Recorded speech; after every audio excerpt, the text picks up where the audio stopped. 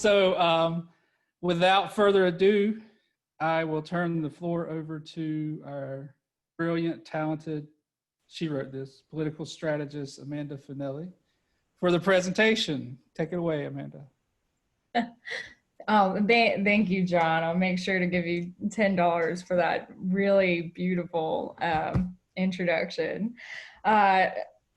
So I want to thank you. I was having trouble actually getting onto my own webinar. So technology's great. But it was Outlook this time. It wasn't even Zoom. We had done this whole run through right before, and lo and behold, like I go to get on it this time and it takes me 10 minutes to log into my own Zoom.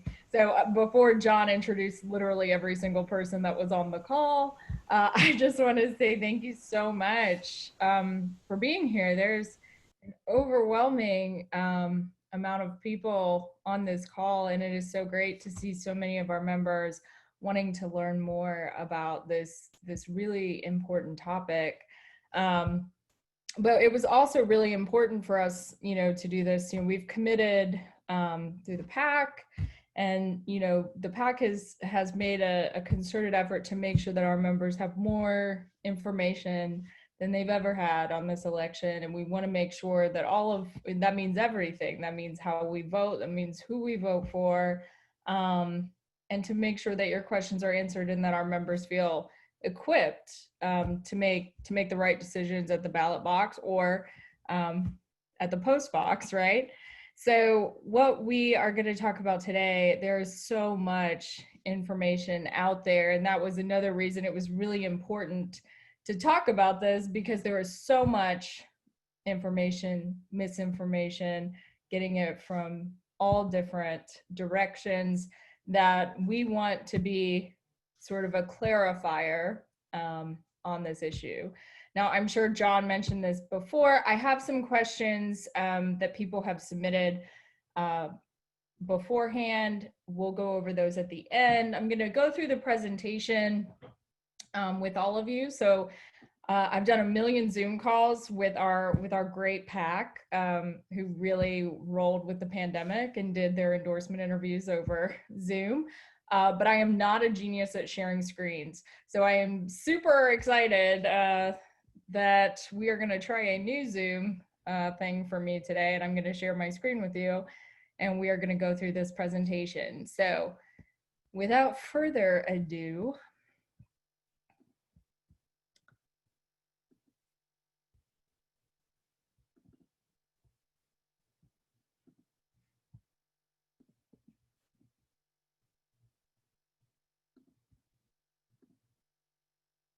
okay. Give me a thumbs up. Can you all see it? All see the screen? Perfect. We're off to a rolling start. Okay. And I also want to say that's going to be my new staff picture forever. Thanks to Cliff Johnson for hooking me up with a great scenic mask. Okay, so what we're talking about today is, we always talk about getting out the vote, but this is a very, very strange year for us. So getting out the vote is going to mean, in many cases, staying in to vote. So it is incredibly important that you are equipped, you know what's real, what's not real, and that you have the facts to make the best decision for you and your family about how you vote. Because like everyone is saying here, we just need you to vote. So, and to vote safely. So just to give you a little bit of perspective on what we're looking at, this is this is as of today. As of today, nearly 407,000 have requested mail-in ballots in the state of North Carolina. Now, to put that in a context for you, 31,000 had requested mail-in ballots at this time in the election in 2016. So we could see that we're already at 13 times more than what we did in 2016. And I think we can only expect for that to grow in numbers. And I'm sure that we will talk about the Postal Service later, so I'm going to save that at the end about capacity. But you can see that there are a tremendous amount of people that are already requesting mail-in ballots. Okay. So, here's the thing. I'm going to talk very, very briefly about voter registration because, applause to all of you. 90% of our members are registered to vote, which is almost unheard of. I mean, in an organization, especially an organization of our size, it's a real testament to how politically engaged and how politically active our members are. That's a remarkable number. Now, I do want you to know, especially for your family, your friends, one of the things that was added in the elections bill in terms of expanding access for the election was the ability to online vote or to online register to vote, which is not something we've had in the past. So you can go to the State Board of Elections website. They've teamed up with DMV.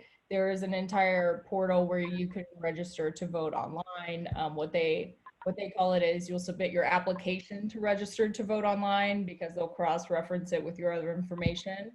But you can do that online too. So if folks feel like they have to go somewhere to register to vote, that's simply not true. You can do it online now.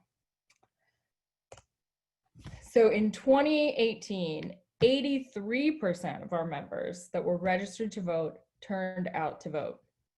Now, you'll remember 2018 was a blue moon election. We didn't have any statewide races. We had one technically, which was Supreme Court, but we didn't have a governor's race. All of our council of state races are every 4 years.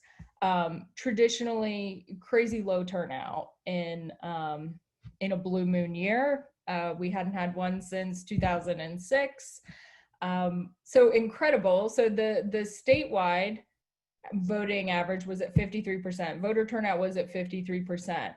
SEANC came in 30 points higher than the statewide voting record.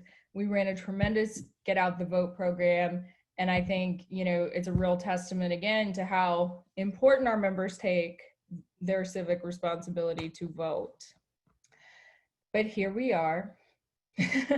We are in 2020 with fire tornadoes, dueling hurricanes, a pandemic. What were they? Death beetles or death? Oh, I'm gonna get it wrong. I can't remember.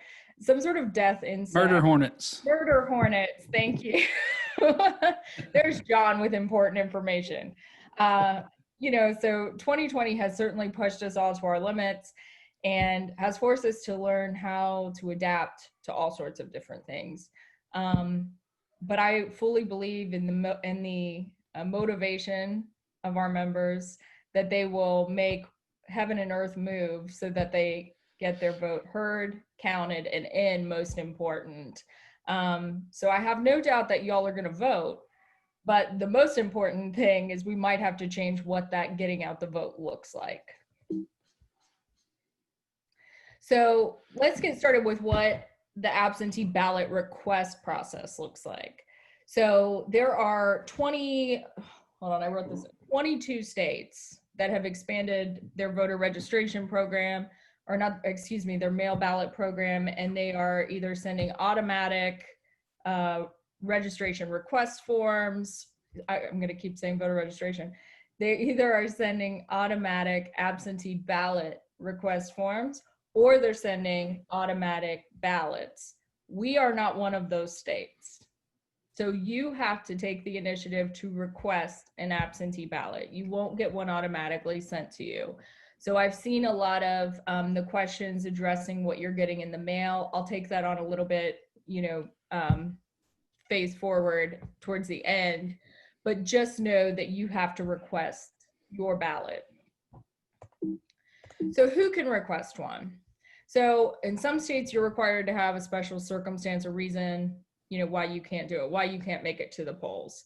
Not in North Carolina. So anyone is free to request an absentee ballot.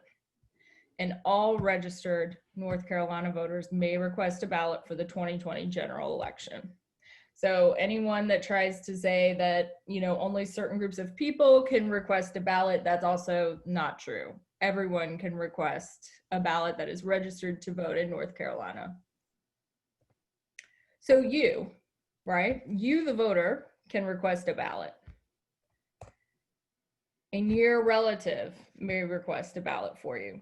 which we're going to talk about that here in a minute, a legal guardian, or a member of a multi-partisan assistance team. So if you don't have a near relative near you, or you obviously don't have a legal guardian, there are people that are qualified to help and assist you with the ballot, and they are called the MAT team. So your Board of Elections would have those folks available to you. They become particularly significant for folks who are maybe in assisted living facilities or hospitals. So there is a provision on witnesses that you can't work in the hospital. You can't have an employee of where you're a resident, right? So if you're in an assisted living space, a worker there cannot be your witness. So MAT members become really significant. So it's important to know what your options are, especially if you have family or friends that are in assisted living facilities. Either make a plan to be a witness for them or to find a witness, or to contact the Board of Elections and see if a member of the MAT team is available to help. Okay. So these are the people who qualify as a near relative. And this is a pretty strict list. So anybody who doesn't fit one of these categories does not count as a near relative.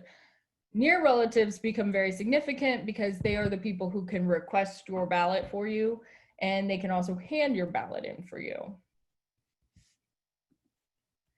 Know that if you are requesting a ballot for a near relative, you will need the last four of their social security number or their driver's license ID number.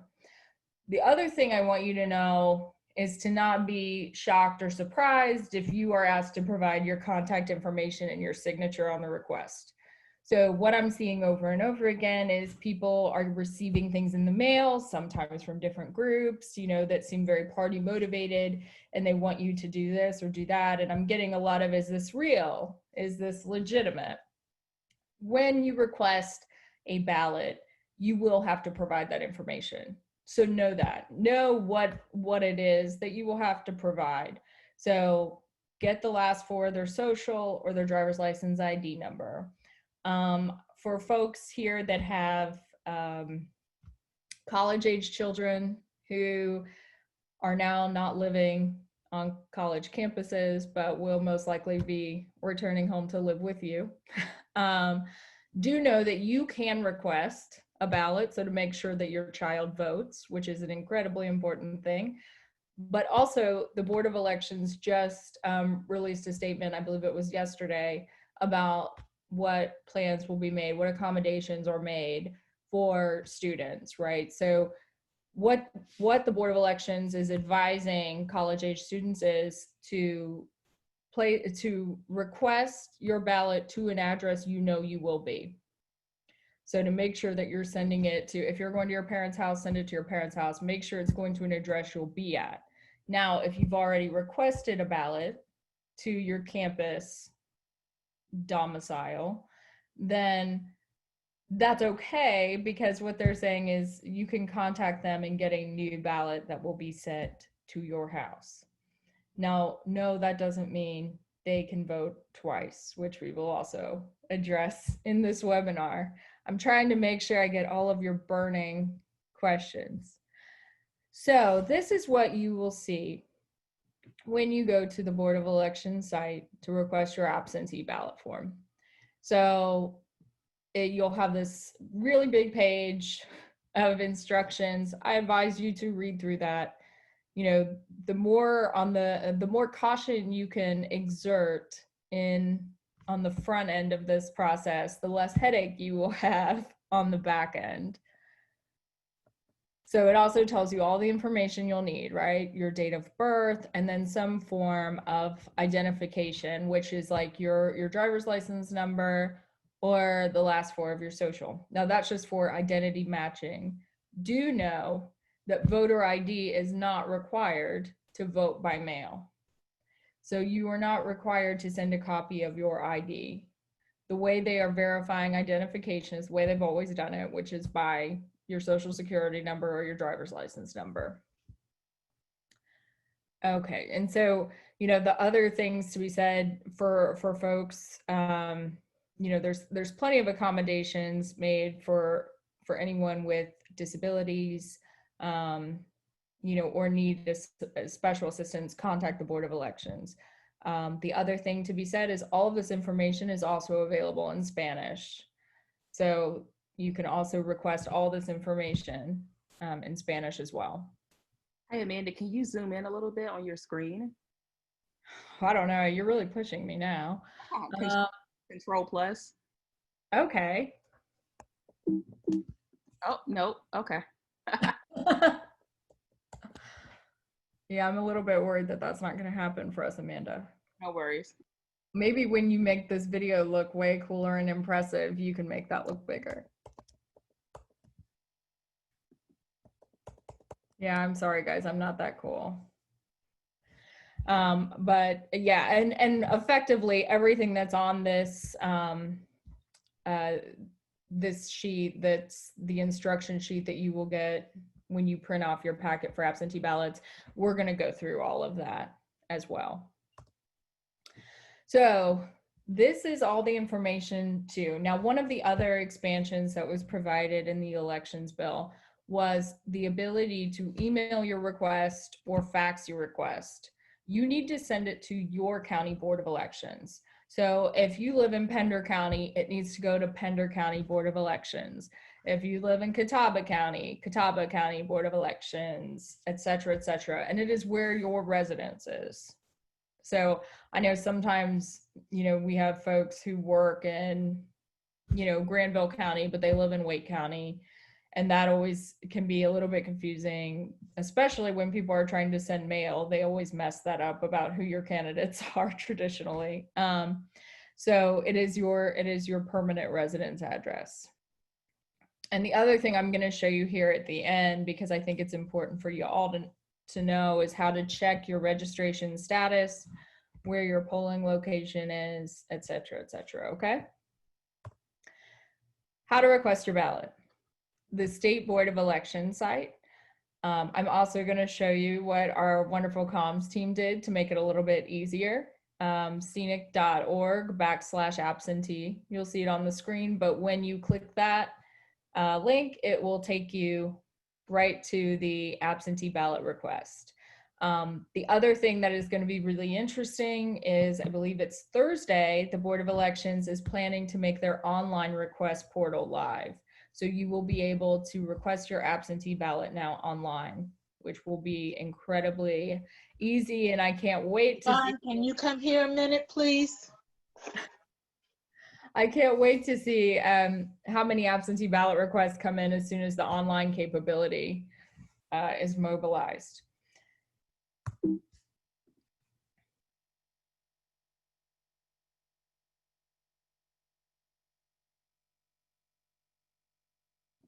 Okay. All right, so this is how to request your ballot. So you can go to your county board of election site. You can do that as well. And then the online absentee ballot, it's actually going to be up a little bit earlier. They had been saying September 1st, but it looks like we're going to have it sooner, which is very, very exciting. Where to request an absentee ballot? The North Carolina Board of Elections, right here. So it's a really long website, which is why our tremendous comms team did this for y'all. Now you can also go to the Board of Elections, ncsbe.gov, hover over vote. It's the first option under vote. I mean, it's, you know, the Board of Elections actually has a really user-friendly site, and it's, you know, in the PDF column right to the right if you're going to print it off and mail it in. When to request a ballot? I would say absolutely right now. So you can request your mail-in ballot from now until October 27th, 2020 through 5 p.m. So these times are sort of hard and fast. Well, they're not sort of, they are. They're hard. They're hard deadlines. So make sure that your request is absolutely in by 5 p.m. on October 27th, 2020. If you are mailing your ballot request form in, I would advise you to probably email, fax, or take it to the Board of Elections if you are pushing it to that point. But I also know that SEANC members are incredible early voters as well. And so I have no doubt in my mind that you will have all already gotten your ballots by October 27th. So, right, requests must be received by 5 p.m. on the 27th. If you're returning a request by mail, plan ahead.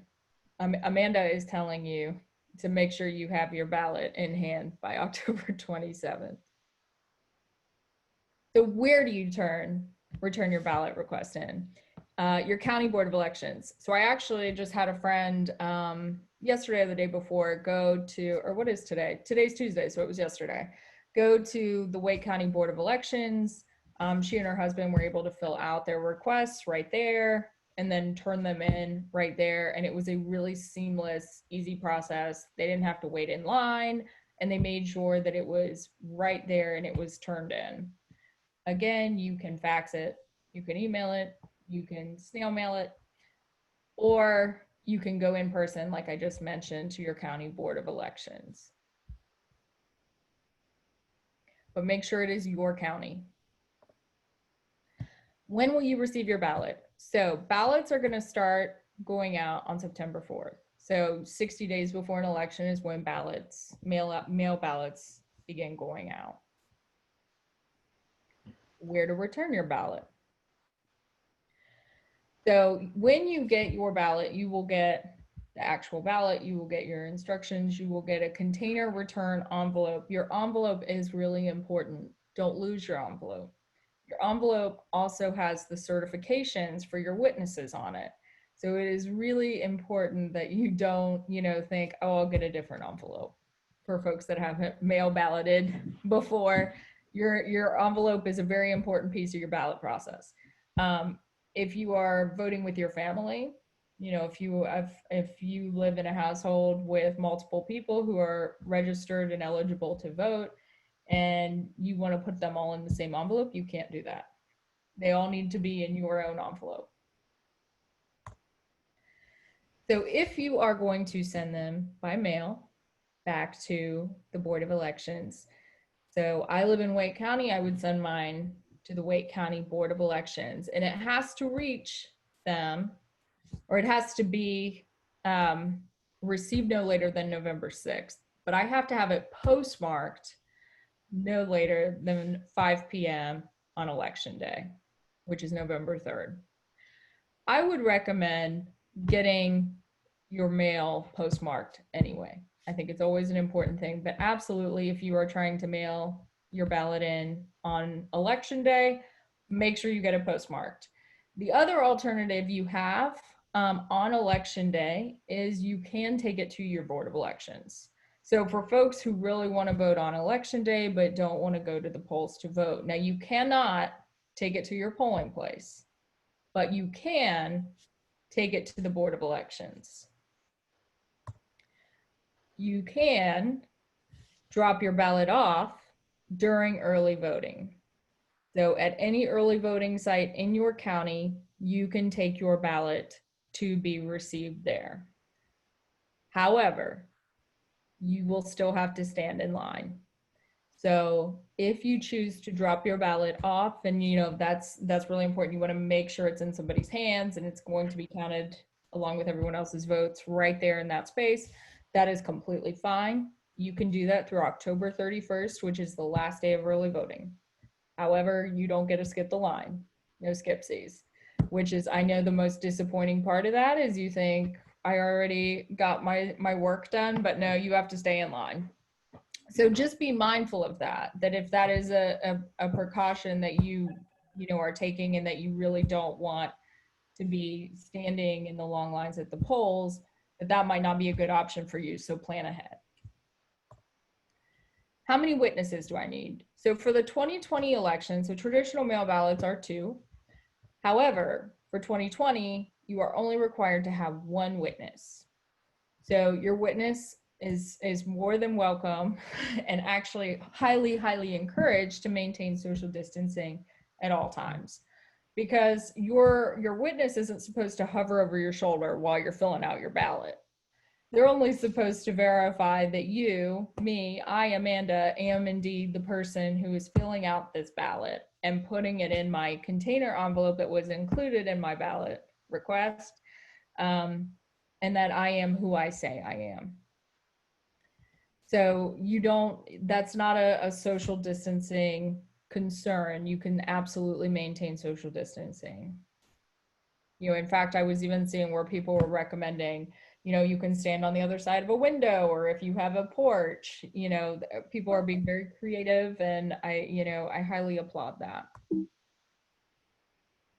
Okay, but what if you decide you want to vote in person? Because all of this, is, on the one hand, we want to be proactive. We want to make sure our votes count. But on the other hand, I know that there are some people who absolutely want to vote in person. And we don't know what the world is going to look like in a couple months. And what if it becomes safe or safer to vote in person? And I've already requested a mail ballot. That is okay. However, once you request an absentee ballot and you fill it out and you send it back in, your absentee ballot is already in, and you can't vote in person. So when it has been received by the Board of Elections, you're already in the system, your voter registration number is already in. When you go to vote in person, then if I go and they say, well, you've already voted, they'll be able to check if I voted.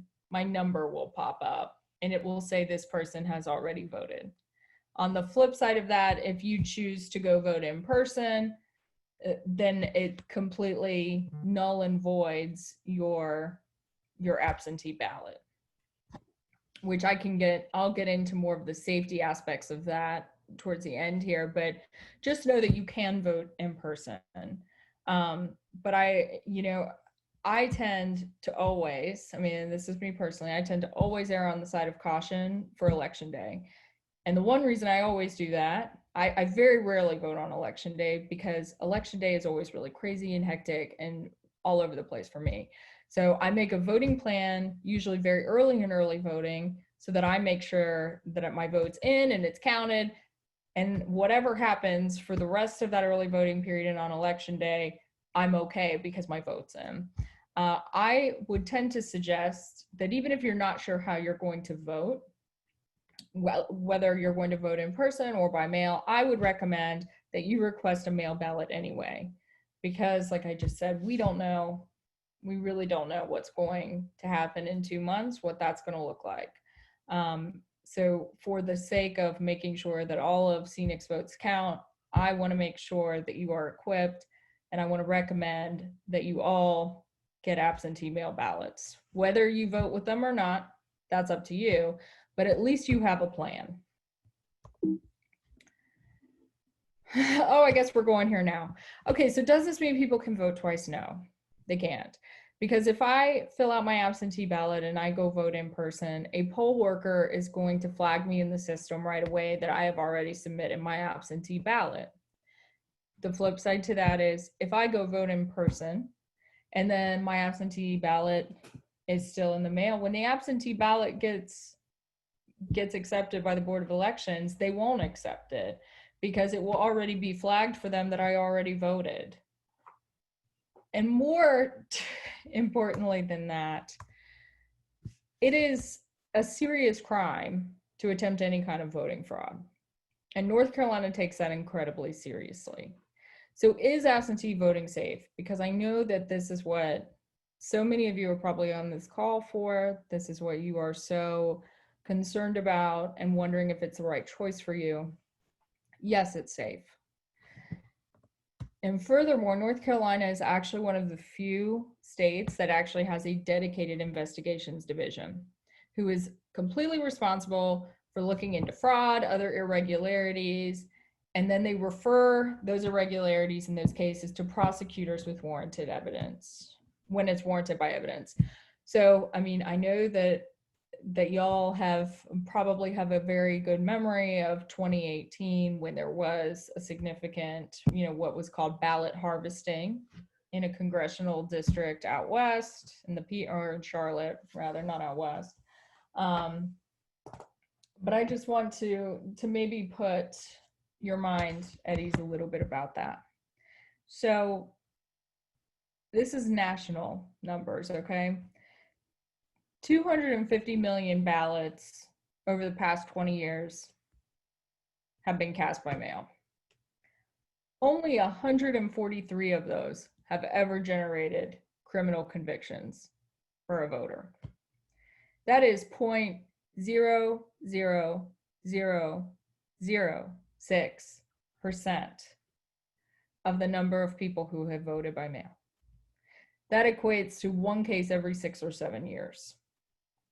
So the other thing to know about the physical ballot itself, ballots are unique for each jurisdiction. So there are hundreds of proofs, dozens of proofs in different jurisdictions that are used, and they are only recognized by the scanners in those districts. Even past ballots, so a Wake County ballot from 2018 would not be recognized by a Wake County scanner right now. And we all have individual registration numbers. So you know when you go to vote, you have your sticker goes to your ballot.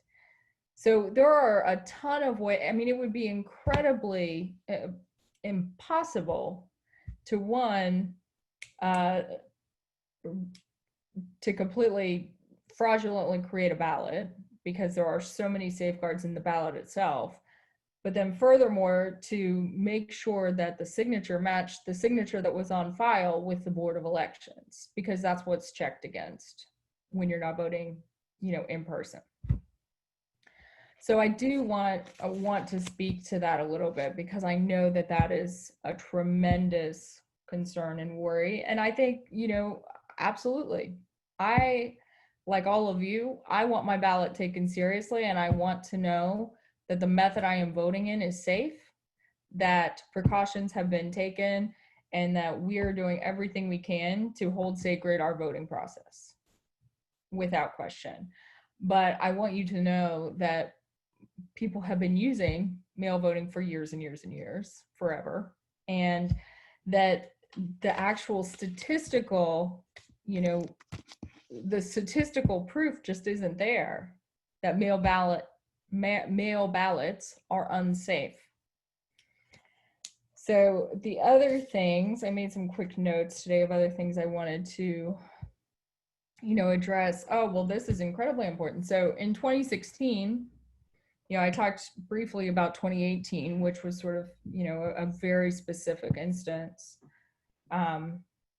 which frankly wasn't perpetrated by the voters. So I think it is also very important to say that that was not something that was perpetrated by voters themselves. In 2016, out of 4.8 million voters, only 2 instances of voter fraud or impersonation were found to be true. 2 out of 4.8 million. So again, statistically, that just doesn't hold up. We've talked about that you can register to vote online. You can request your ballots by email and fax. Just want to make sure all of that is covered. And the other thing that the legislature did in that bipartisan elections bill was it allocated millions more in additional spending for PPE at the in-person sites. So the personal protective equipment to ensure the safety of workers and the folks at the polls that are going to vote. And additionally, millions for cybersecurity, but also the additional administrative needs that it will take to process all these mail ballots as well, because all of those are going to have to get scanned in. So that is the other thing I wanted to mention to you.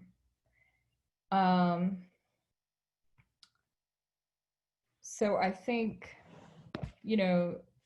the other thing too is that 4 states, they only have mail ballots, and actually have a very efficient voting system. So Washington, Oregon, Utah, Colorado, all those states have only done mail.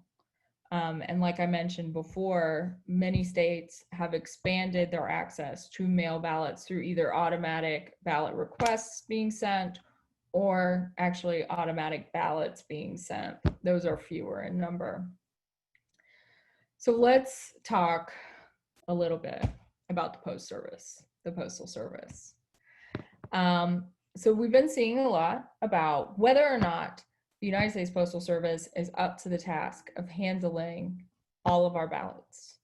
And there has been a lot that has been said in the press about it, and there are conflicting opinions all over the place. What I would say about that, I'm going to always tell our folks to err on the side of caution. Like I've just told you, request your ballot early, request it right now. When you get off this webinar, I want you to go request your ballot. When you get your ballot, get it in. I think that is the safest way always. Now, you can track your ballot by contacting your Board of Elections to ensure that they've received it. So you can track your ballot. But to alleviate some of the concern and worry about the Postal Service, I find this piece of information incredibly interesting and impactful, and hopefully you will too. So last year, in the week before Christmas, the United States Postal Service estimated that they handled 2.5 billion pieces of first-class mail, which is how we send our ballots, in the week before Christmas. 2.5 billion. Now in 2016, there were about 130 million votes for president, about 250 million voters. So I believe that the Postal Service can certainly handle the volume, as they've said. But for our purposes and for our campaign to make sure that you are mobilized and prepared and ready and all those things to vote, it does not hurt to send your ballots in early. But I don't want anything that you're hearing in that regard to make you feel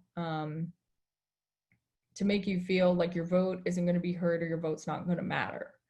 So, like I mentioned to you before, ballots that are postmarked on November 3rd by 5 o'clock on election day will count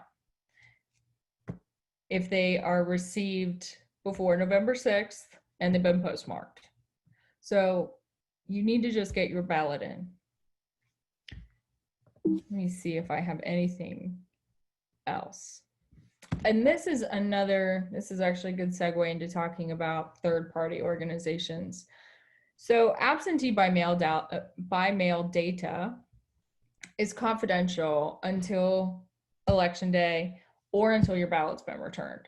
So once your ballot has been turned in already, it ticks a box off and you come off as an eligible voter at that point because you've already voted. In the same way that if you vote in absentee in early voting during one-stop voting, the same thing occurs. So no one's going to know if you request a mail ballot. It's confidential.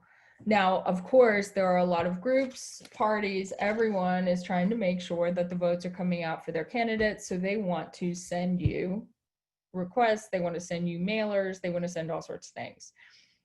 My advice to you always is, to go with reliable sources, which, in my mind's eye is always going to be the State Board of Elections on this matter. I would encourage all of you to get your ballot request form from the State Board of Elections, and you will receive your ballot from the Board of Elections. So either your county board or the state to get your ballot. The thing about third party, there's actually some cases being heard now around what a third party is actually able to do in this regard. However, right now, it is not permissible for a third party to pre-fill out any information for you. So a third party cannot send that to you. The only people that can pre-fill out an absentee request form or help you with your ballot are those people that we talked about at the beginning: a near relative, a legal guardian, or someone from the MAT team. That's it. So a third party, you know, like North Carolinians for Good Government, whoever it may be, I don't think that's a real one. I tried to make one up. You know, sends you this and it's got all your information pre-filled out. All you have to do is send it in the mail. Well, they can't do that. So go to the Board of Elections, print out your form, or utilize the online portal when that becomes live in 2 days, and do it that way. And that way you make sure that all of your information is above board. And also, like, use me as a resource. My email is at the end of this presentation. If you are confused or you're receiving things, I mean, frankly, I want to know about it.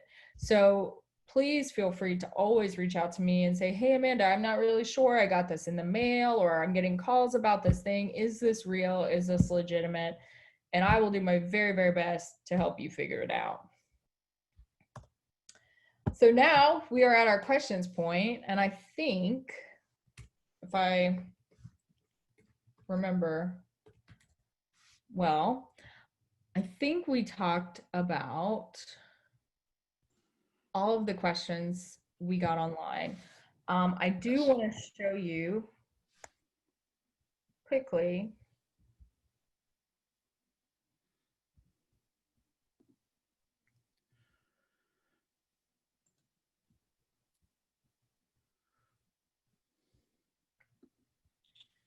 how I know to. there's a few in the chat too, if you need more. Okay, perfect. Let me just show you quickly how to look up your voter information.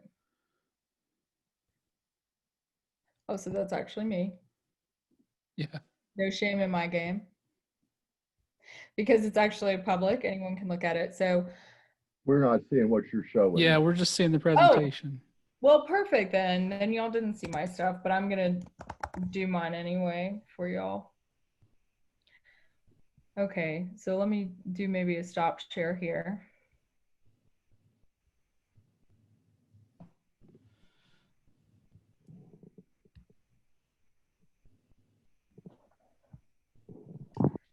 All right, let's do a share screen of this one. Okay, Oh, now it's up. you see it? Okay, so there's this great tool at the State Board of Elections, which is the voter lookup tool.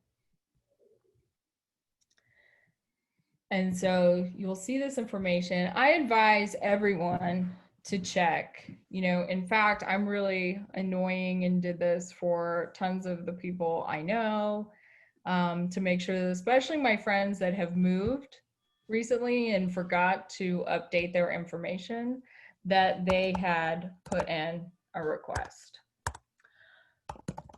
and that they had their voter registration changed. So put in your information, search it. You'll have to do this. I always get really nervous. I'm not going to be able to detect a fire hydrant every time. It will show you there are very few people in the world with my name, all like that, especially in North Carolina. And so here's what you can see. So it'll have your name, your address, where you're registered at. That's the address that you're registered to vote at. Sample ballots, which you'll see your ballot here. So I heard something interesting earlier, which is that people have been getting mail saying, request your Republican ballot, request your Democrat ballot. For the general election, you don't have a Republican or a Democrat ballot. What you have is that's only in a primary. So you just have a general election ballot. It'll show your voter history. You can do all of that good stuff, but it'll have your voter registration number. This is what I'm talking about. right? Everyone has a voter registration number that is unique to them that prints on your ballot. So that is significant. It'll show which primaries you vote in, all of that kind of good stuff. It'll also show you over here where your polling place is. So make a plan, especially if it's a new polling place, figure out where it's at a little bit ahead of time. Now, just another quick reminder, you cannot drop your mail ballot off at your polling location. You can drop it off at the Board of Elections on election day, and you can drop it off in person at one of the early voting sites. So I can't roll up on November 3rd at Heritage Middle School and say, here's my mail ballot. Because they're gonna say, Shug, you didn't read any of the documents and didn't pay attention to your own webinar that you did. So just be cautious about all of that. Okay, now, I believe that's it. It'll show you what you're registered as. So you can check all that information. I advise you to just check and make sure. You know, there was someone in 2018 that had no idea they were inactive because they had moved. They thought they had changed their registration. They didn't change their registration. And then, you know, lo and behold, what happened is the Board of Elections sent something to them to verify their address. However, they weren't there to send it back in, so it turned them into an inactive voter. So check Hey, your Amanda. Yes. Sorry, this is. God bless our communications. I'm not gonna lie to you. At first, I was like, I could just talk, right? And Amanda Wise said, "Oh, honey, no. Oh no."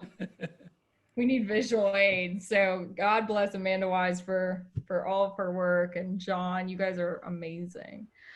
Okay, so if a person gets confused, votes absentee, then votes in person, is the State Board of Elections going to consider them to have attempted to commit voter fraud? So my suggestion is always going to be don't do that.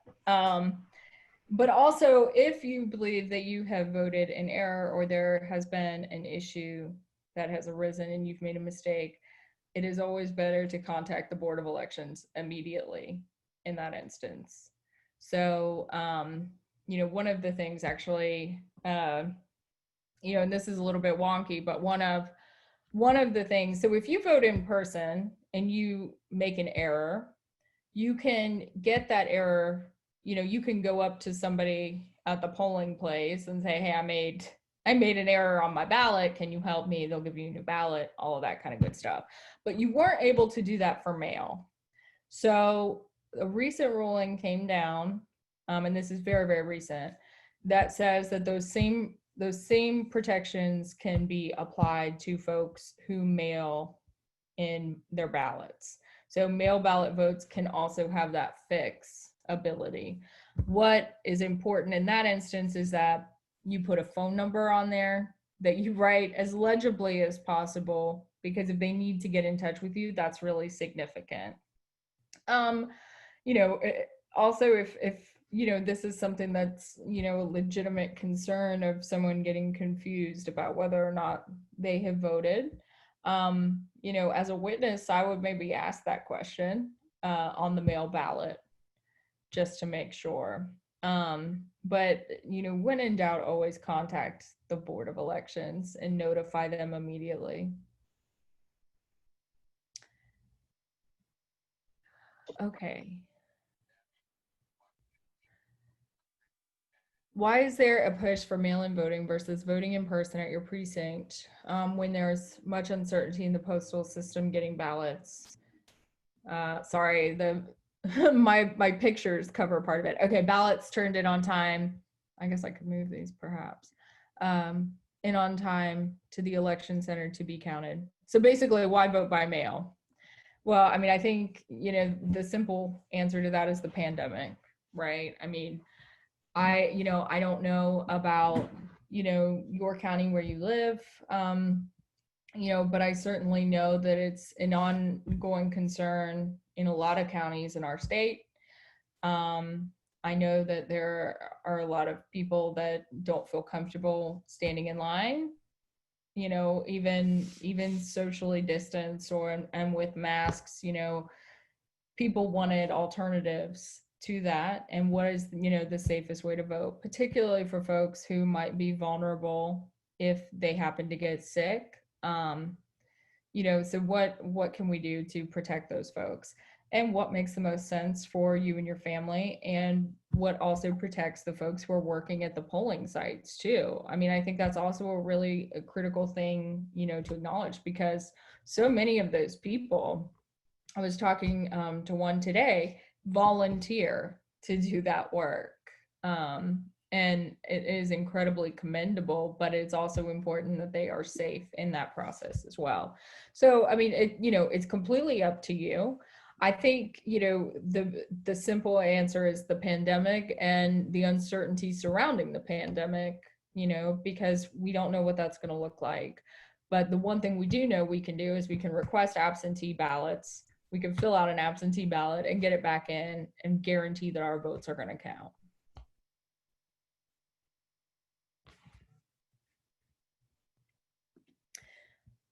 Okay, if my address on my license is not the same as where I live, do I need to register in the location I live or just go back to the location I voted during the last election?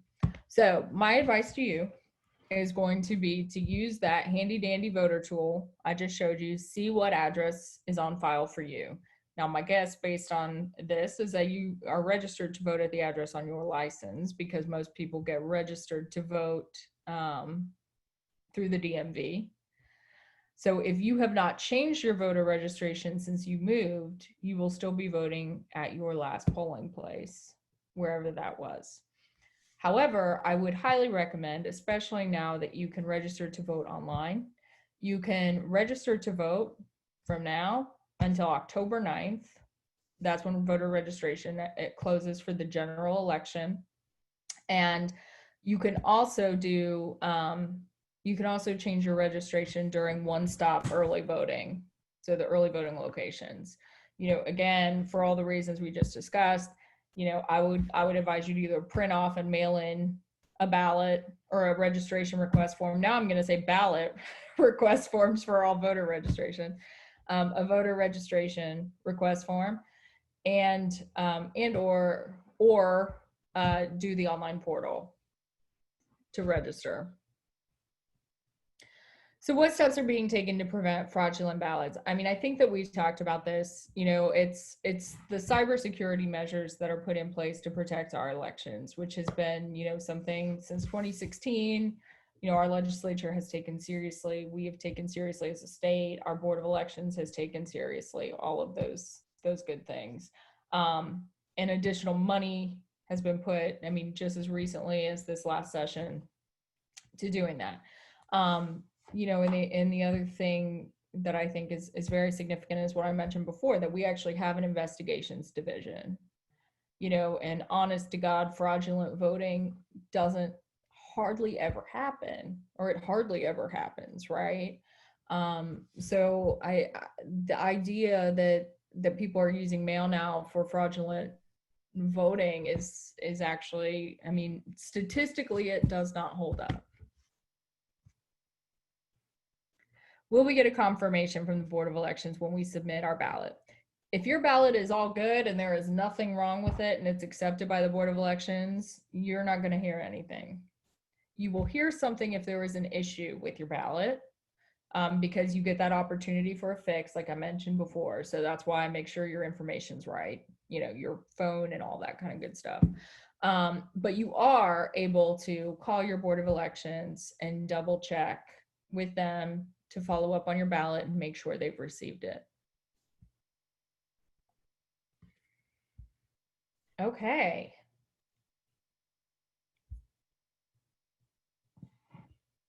And I see that Henry Bellata mentioned in the chat that his wife put her name down wrong on the absentee ballot, and they sent her a letter within 3 days to correct her name. Yes. And we went down there and she filled out their paperwork and they, the whole thing took less than 5 minutes to fix the problem. Perfect. That's great. And I think, I think the more on top of it you can be, early on, we are officially almost 1 week away from the ballots going out. So, we are coming right into the short rows up to the election. So making sure that, you're doing everything that's right ahead of time is perfect. So good job, Henry. All right. Are there any other questions? We have one more question. Can family members witness each other's ballots? Yes. Yeah, unless your family member is a candidate. So then you cannot. But I know most of our members, I don't think we have any family member candidates. And if we do, let me know.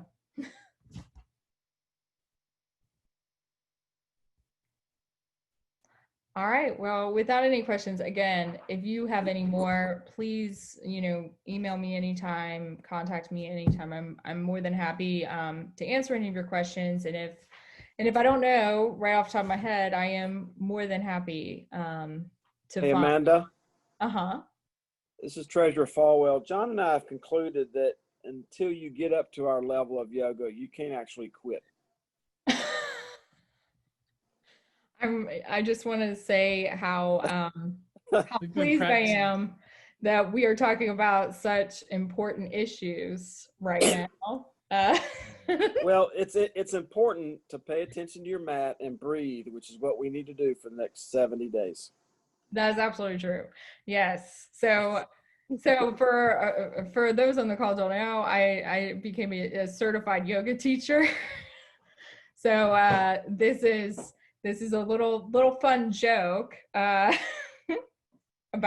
but it is, that's politics and yoga are beautiful.